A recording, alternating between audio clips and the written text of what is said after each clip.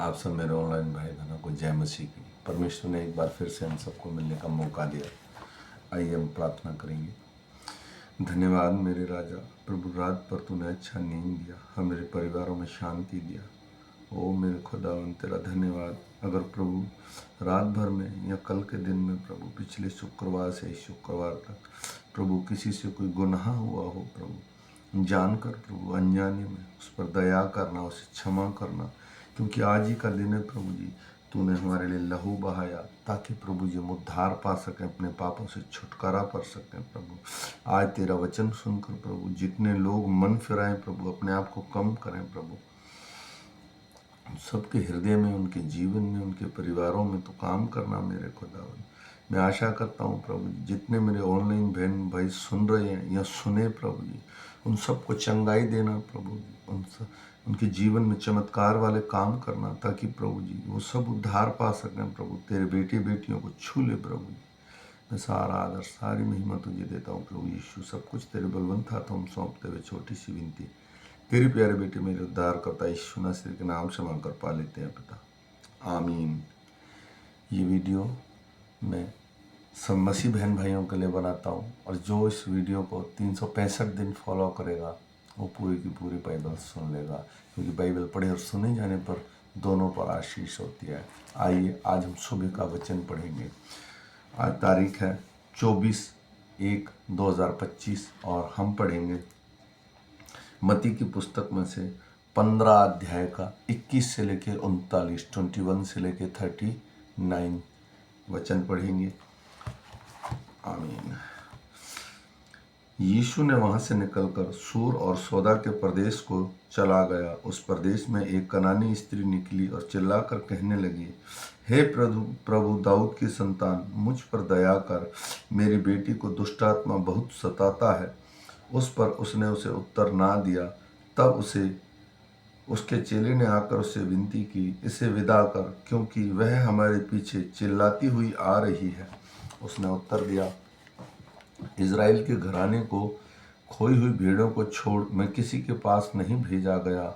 पर वह आई और यीशु को प्रणाम करके कहने लगी, हे प्रभु मेरी सहायता कर। उसने उत्तर दिया, लड़कों की रोटी लेकर कुत्तों के आगे डालना अच्छा नहीं। उसने कहा, सत्य है प्रभु, पर कुत्ते भी वह चूर चूर खाते हैं जो उसके स्वामी की मेज से गिरते हैं। इस पर यीशु ने उसको उत्तर दिया, हे स्त्री, तेरा विश्वास बड़ा है, जैसे तू चाहती है तेरे लिए वैसा ही हो। और वह उसकी बेटी उसी घड़ी से चंगा हो गई। यीशु वहाँ से गलील की झील के पास आया और पहाड़ पर चढ़कर बैठ गया।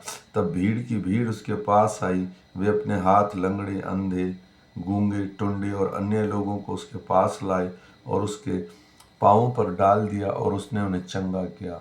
जब लोगों ने देखा कि गूंगे बोलते हैं, टुंडे चंगे होते हैं और लंगड़े चलते हैं और अंधे देखते हैं, तो अचंभा करके इज़राइल के परमेश्वर की बड़ाई की।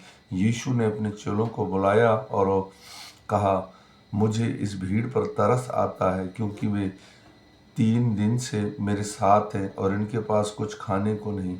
मैं उन्हें भूखा विदा करना नहीं चाहता, कहीं ऐसा ना हो कि वे मार्ग में थक कर रह जाएं।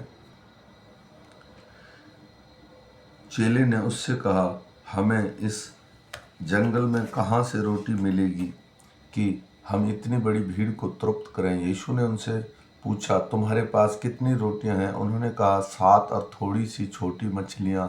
तब उसने लोगों को भूमि पर बैठने की आज्ञा दी और उन 7 रोटियों और मछलियों को धन्यवाद करके तोड़ा और अपने चेलों को देते गया। और चेले लोगों को इस प्रकार सब खाकर तृप्त हो गए, और चेलों ने बचे हुए टुकड़ों से भरी हुई 7 टोकरियां उठाई। खाने वाली स्त्रियां और बालक को छोड़ 4000 पुरुष थे। तब वह भीड़ को विदा करके नाव पर चढ़ गया और मगदान देश की सीमा में आया। आमीन आमीन। आज जो हमने परमेश्वर के वचन से सीखा, प्रभु यीशु कहीं जा रहे थे तो उसके पीछे एक स्त्री आई, मेरी बेटी की तबीयत बहुत ख़राब है। परमेश्वर ने उससे कहा कि मैं बच्चों की रोटी कुत्तों को नहीं देता। किस अभिप्राय से कहा, लेकिन वो स्त्री ये शब्द सुनकर गई नहीं। उसने कहा, कुत्ते भी चूर चूर खाएंगे। प्रभु यीशु उठा और उसने उसे कहा, जैसा तेरा विश्वास है तेरे लिए वैसा ही हो जाए। जब हम परमेश्वर से गिड़गिड़ा के किसी चीज़ को मांगते हैं तो परमेश्वर हमें निश्चय देता है, क्योंकि वो जीवित परमेश्वर है। तो आज हमने एक सीखा। दूसरा, अंधे लंगड़े उसके पास लाए गए, उन्हें उन सबको भी चंगा किया।